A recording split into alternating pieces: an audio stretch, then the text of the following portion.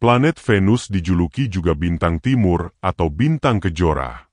Tampak bersinar terang di ufuk timur sebelum matahari terbit, dan muncul di langit sebelah barat saat matahari terbenam. Planet Venus penuh misteri dan sumber inspirasi perjuangan pembebasan manusia Papua Barat. Saat dunia menyala dan semua kehidupan terbangun di bumi, mereka yang terpenjara oleh kegelapan juga akan bebas.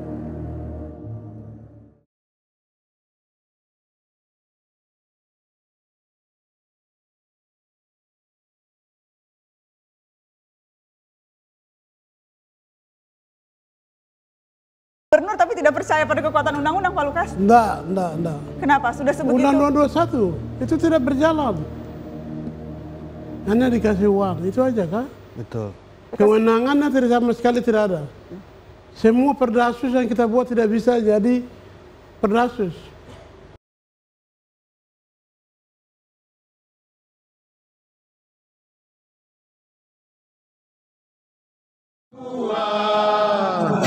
Pulau indah, hutan dan lautmu, hutan dan lautmu yang membisu selalu cendrawasih burung damai. Gunung-gunung lembah-lembah, gunung-gunung lembah-lembah yang penuh misteri. Aku punya selalu keindahan alammu yang mempesona, sungaimu yang deras mengalirkan emas. Surya Tuhan, terima kasih.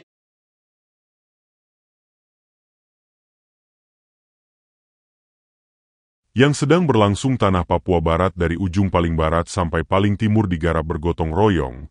Potensi kekayaan alamnya dibagi-bagi bersama kepada para penguasa politik, militer, dan pemilik modal besar. Mereka berpidato proyek-proyek ini akan memberikan kesejahteraan dan kemakmuran untuk rakyat Papua. Para ahli dibayar untuk menyusun dokumen merekayasa dampak terhadap kerusakan lingkungan hidup dan ketimpangan sosial ekonomi. Hai, kita tidak sedang menonton film lelucon berjudul The Gods Must Be Greasy, tetapi kita sedang menghadapi persoalan nyata di depan mata kasus-kasus proses penghancuran ekologi Papua Barat yang dibangun oleh modal kapitalis skala besar yang menyusup melalui kebijakan proyek strategis nasional. Sederhananya, saya kasih otonomi khusus dan kau kasih tanahmu.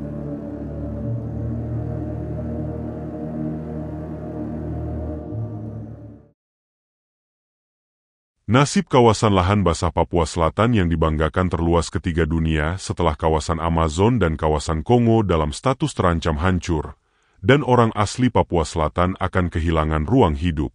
Sebagian besar orang asli di wilayah Papua Selatan bergantung pada hutan dan sumber daya alam untuk memenuhi kebutuhan harian mereka. Ambisi penguasa menyediakan lahan yang sangat luas, mencetak sawah baru seluas 1,2 juta hektar dan proyek tebu seluas 1,1 juta hektare. Luas keseluruhan proyek strategis nasional itu setara 5 kali luas Taman Nasional Wasur. Tanah-tanah milik suku Papua Selatan dibujuk untuk dijual kepada pemilik modal. Sejumlah kasus yang dilaporkan dalam proses jual beli tanah suku tidak semua berjalan lancar seperti yang diharapkan. Ternyata ada aksi tipu-tipu di balik itu. Ada yang dibayar tapi tidak sepenuhnya, dan ada juga yang belum dibayar sama sekali. Orang asli Papua dibuat ribut di antara mereka sendiri dengan urusan pembagian uang tali asih. Ada yang setuju dan ada yang menolak sama sekali. Mereka bawa Bapak Ketua Adat bersama anaknya ke Merauke. Setelah di Merauke, mereka ketemu, mereka kasih uang 100 juta kepada Bapak Ketua Adat. Nah, setelah itu mereka berangkat sama-sama dengan perusahaan sampai di kampung. Mereka tidak sosialisasi dengan beberapa marga yang ada di kampung bahwa lahan yang perusahaan ambil itu, yang perusahaan minta, mereka tidak sampaikan ke kami. Kami sebagai masyarakat hak ulayat yang ada di Kampung Buepe. Kemudian mereka masuk, mereka survei. Setelah mereka lakukan survei, lewat 1 minggu mereka naikkan alat untuk bongkar hutan.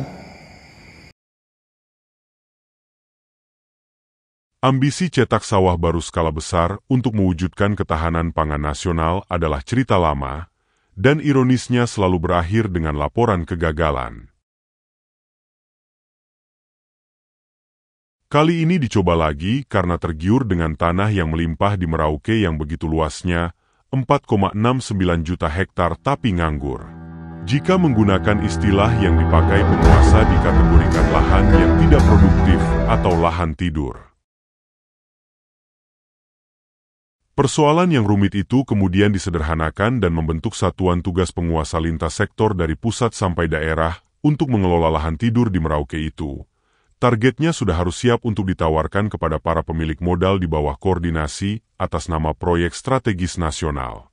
Menko Bidang Perekonomian Airlangga Hartarto memastikan pemerintah akan terus melanjutkan proyek food estate di Merauke, Papua yang sempat terhenti di tahun 2010 silam. Proyek food estate Merauke ini bahkan akan diubah statusnya menjadi kawasan ekonomi khusus. Saat ini sudah tercatat 38 perusahaan yang beroperasi di wilayah Merauke. Itu pun dirasakan masih kurang dan minta diperluas lagi.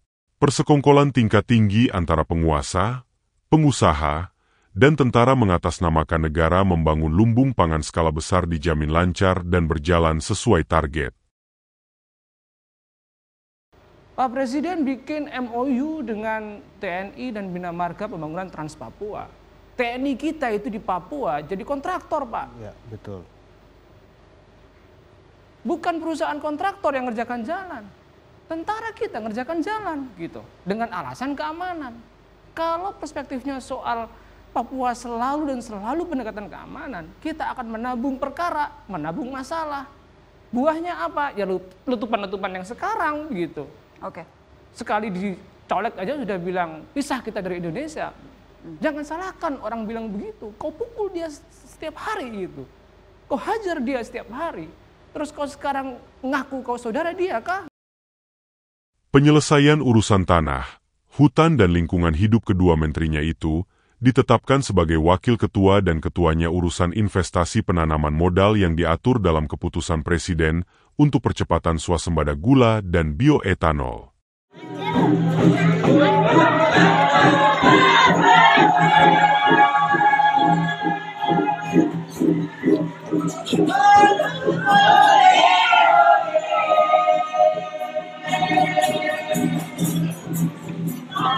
Suku-suku dan marga-marga tidak terbayang tanahnya itu akan hilang akibat kebijakan ketahanan pangan nasional. Ironisnya, kenapa mereka menghancurkan sistem ketahanan pangan kami? Mereka cuma ingin tanah kami dan seisinya, dan bayar pakai uang urusan selesai tapi resiko yang akan timbul di kemudian hari disuruh tanggung dan urus diri sendiri.